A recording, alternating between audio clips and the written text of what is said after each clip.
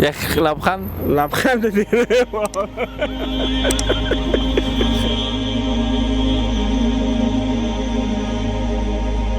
سلام برسی خوب است که بله قانه از خود تازگه نه؟ بله چند دانه؟ 30 دانه است. خب 30 دانه چند است؟ زنی 30 روپا میارم 40 روپا میفروشم. وضعیت اقتصادی وضعیت یعنی خوب نیست بعدی. پیش ولی خود علی بهی باز وضعیت ما خانه قرایی است. پیش فامیل داریم.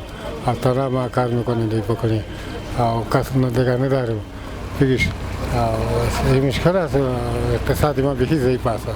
کسی شما رو کمک میکنه در کنار این کار یا نه؟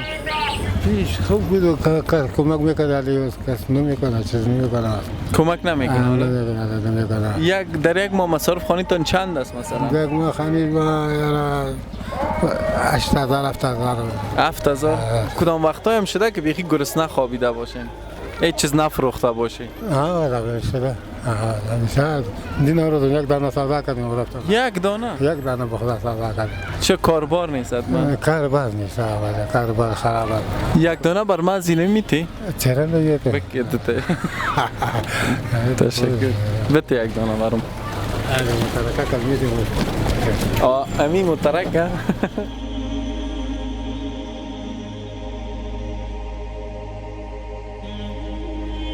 تشکر. چطور که مترک انتخاب کردی؟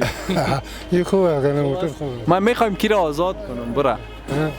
دلت؟ این سایک آزادش میکنم. سایک اینا میره.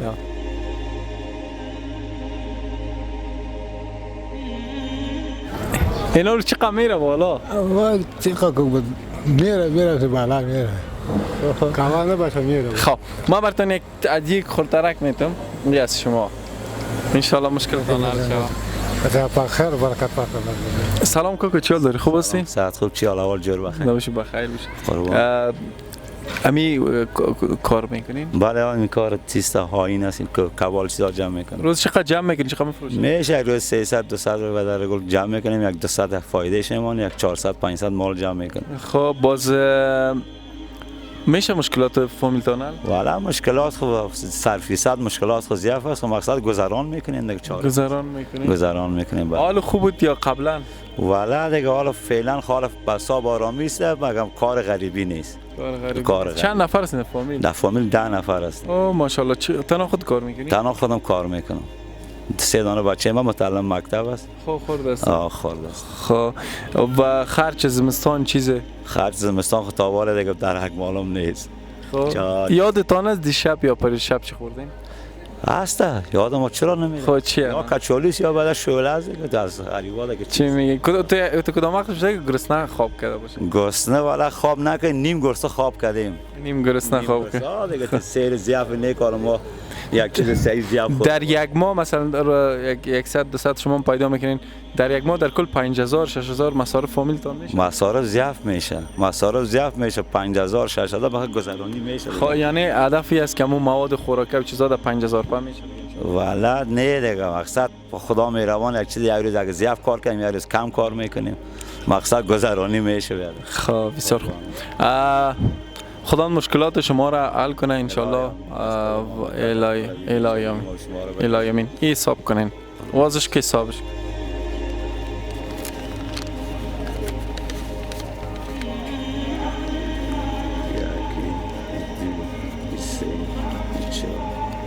خدا کتون کمک کنه خیر بین عمرتان برکت زنده باشین انشالله. یک چیزی میشه قربانتون انشالله میشه پیسه یک نیم خروار چوب خمیش.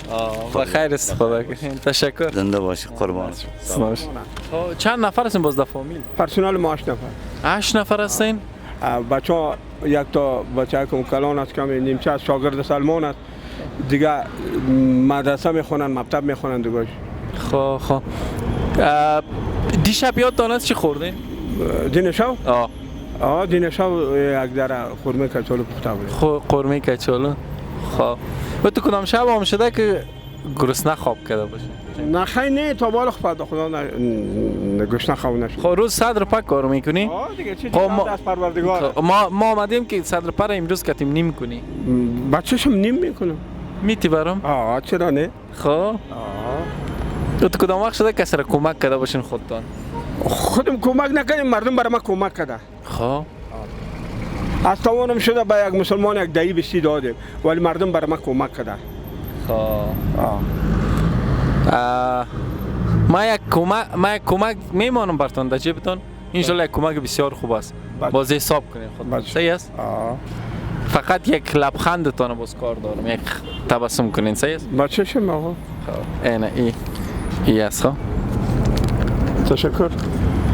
با خیر استفاده کنین. خداوند ایمان نصیبت کنه.